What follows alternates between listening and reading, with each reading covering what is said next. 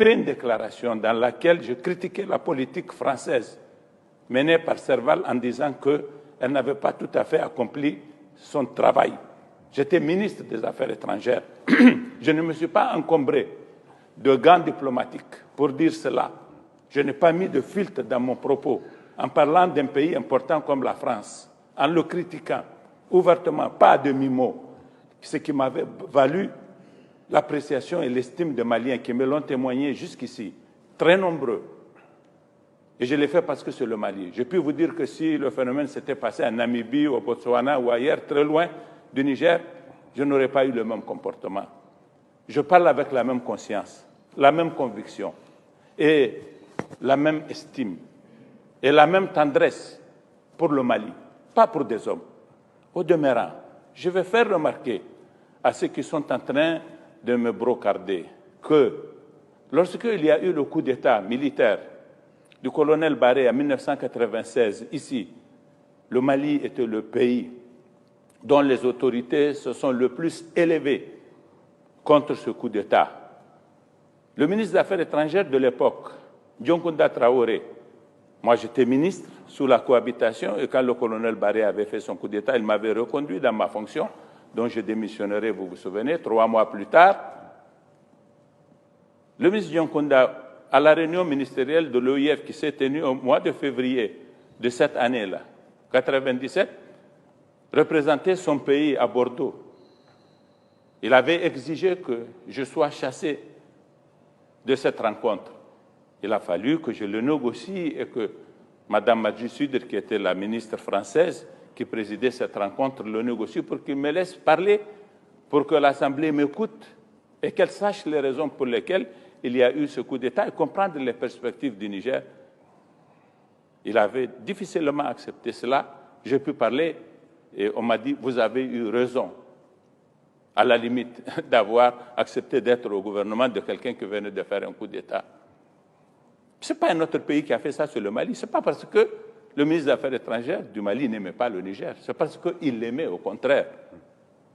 Par la suite, le colonel Barré va devenir un grand ami du président Konaré. Et lorsqu'il a été victime de coup d'État et que le premier ministre Ibrahim Mayaki, le premier ministre du gouvernement de Wanké, qui a remplacé le général Barré, était allé à Sirte, au sommet de l'Organisation de l'Union africaine, le président Omar Konaré a exigé qu'on chasse la délégation du Niger de la salle de la rencontre, là, pour que lui, il entre ce qui lui avait été fait. Je ne pense pas qu'il avait exprimé en cela un sentiment contre le Niger. En tout cas, nous n'avons pas convoqué le ministre des Affaires étrangères, l'ambassadeur du Mali ce jour-là pour lui faire des remontrances et nous n'avons pas fait de communiqué à toutes ces deux occasions-là parce que nous considérons que c'est un gouvernement qui se réfère à des valeurs, qui pense exprimer un point de vue nécessaire. Je n'ai pas fait plus que cela. Et je sais que les Maliens sont d'accord avec moi. Moi, quand je porte un jugement sur ce qui se passe au Mali, je le porte indépendamment des individus, je le porte au nom de mes convictions d'abord et au nom de la fraternité, de l'amitié, de l'affection que j'ai pour le Mali. Et je veux que le Mali sorte des difficultés dans lesquelles il est aujourd'hui. J'étais prêt à l'aider et je l'ai fait. Beaucoup d'entre eux me disent « vous avez été notre ministre des Affaires étrangères ».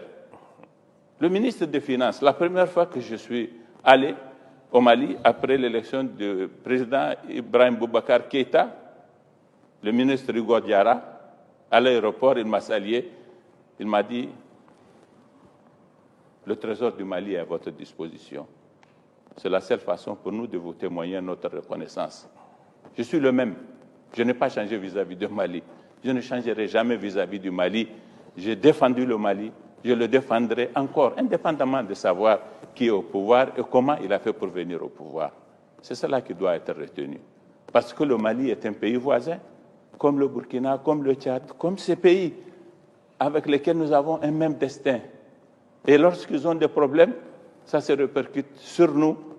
Et nous nous permettons, malgré les exigences de la diplomatie, en tout cas le tempérament qui est le mien me le permet, je suis comme ça, malheureusement, de dire un certain nombre de choses.